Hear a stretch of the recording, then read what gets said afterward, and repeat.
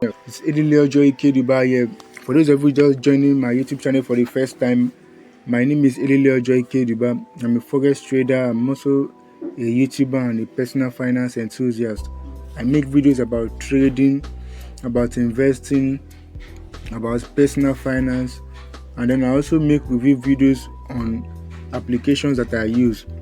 But in today's video, I'll be talking about the MT5 interface. I'll be breaking down the MT5 interface to help you understand how it is. Now, looking at my screen, what you can see now is the MT5 interface.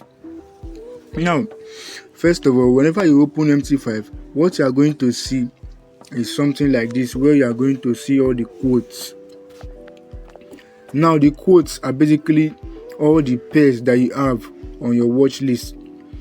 So as you can see on my quotes, I have different pairs. I have the Euro, GBP USD, USD CHF, USD JPY, and many others. Now at the top here, you are going to see these three dots, these three lines, these three horizontal lines. Now when you tap on those three lines, it is going to open this interface. As you can see the name of my account. You can see my name there, Ililiojo Ikeduba 1037. You can see that it is a demo account that I'm trading.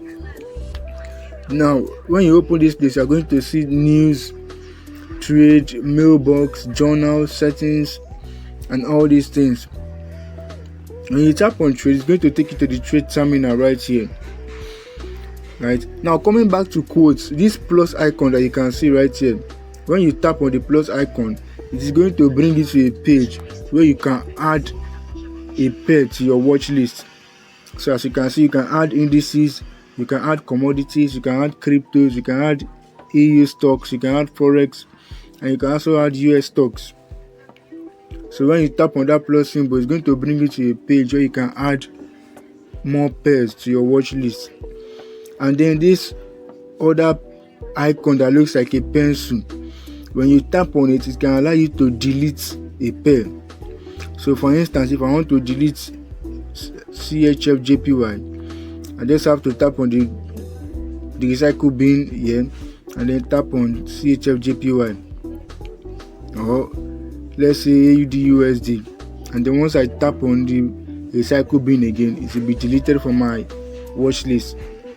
So the plus icon helps you to delete pairs on your watch list, while the pencil icon helps you to delete pairs from your watch list, while the plus icon helps you to add pairs to your watch list. Now if you come back to this bottom pane, you are going to see charts. Now when you tap on charts, it's going to take you to the charts where you can analyze, where you can do your analysis. Now on this charts page, you have this plus icon. When you tap the plus icon, it's going to change the cursor. It's going to change the cursor to this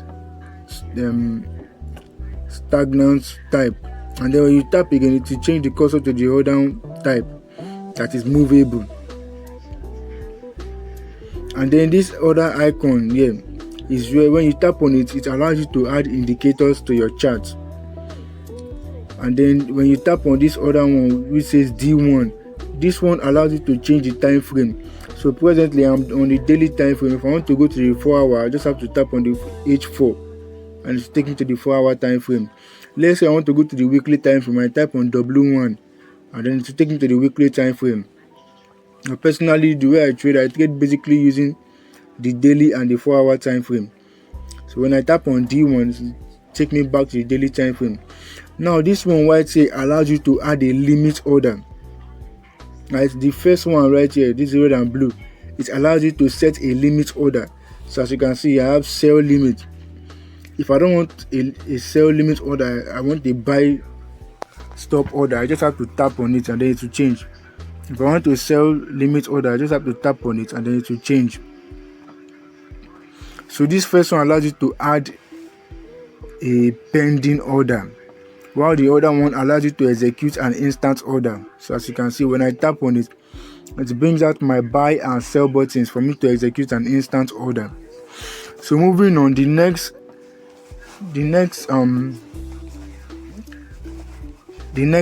icon we are going to look at is the trade. Now coming to trade, you are tapping on the trade icon it brings you to this page where you can see your balance, your equity, your free margin, and then your running trades.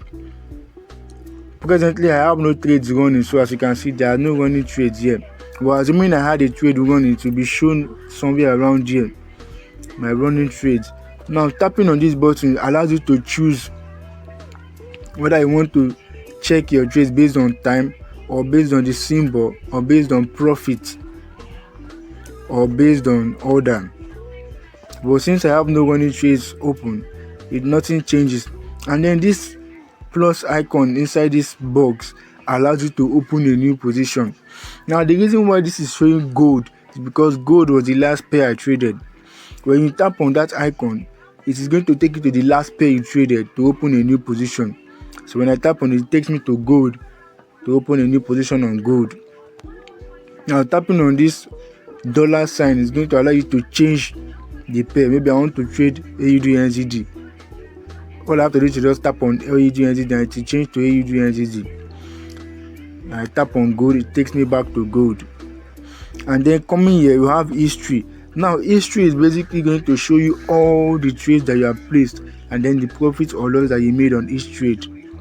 So you have all the positions are open for. So as you can see, I've opened only one position on gold, and then all the orders, I have placed 2 orders which were filled, and then all the deals that I've carried out on this account. This one allows you to choose a particular symbol. This one allows you to choose the based on what you are trying to check the pairs on. Are you trying to check based on open time, or check based on close time, or based on volume, or type of pair, or ticket? And this one will allow you to choose the time frame. Are you choosing to see all the history of all the pairs you traded for last week, or the history of the pairs you traded for last month, or the history of the pairs you traded for the last 3 months? It allows you to choose the time frame. And then this one right here is messages. Whenever a message, maybe the broker you are trading with or the profile you are trading with sends you a message, you are going to see the message right here on this message tab. Right, so that's basically all about MetaTrader 5. It's very simple to use, very easy. Once you start using it, you get used to it, and it will become a lot more easier for you to use. Thank you very much for watching this video. I hope you have enjoyed this video, and I hope you have learned a thing or two in this video. If you have gotten any value from this video, I would like you to give me a like drop me a like, hit that like button, drop me a comment in the comment section, tell me what you think, and tell me how I can improve my videos. And also, please kindly hit that subscribe button. It's very, very important, so that YouTube can show these videos to more people, more audience. Kindly drop me a comment and hit that subscribe button, and I'll thank you very much. I hope you have done that. Thank you, and I'll see you in my next video.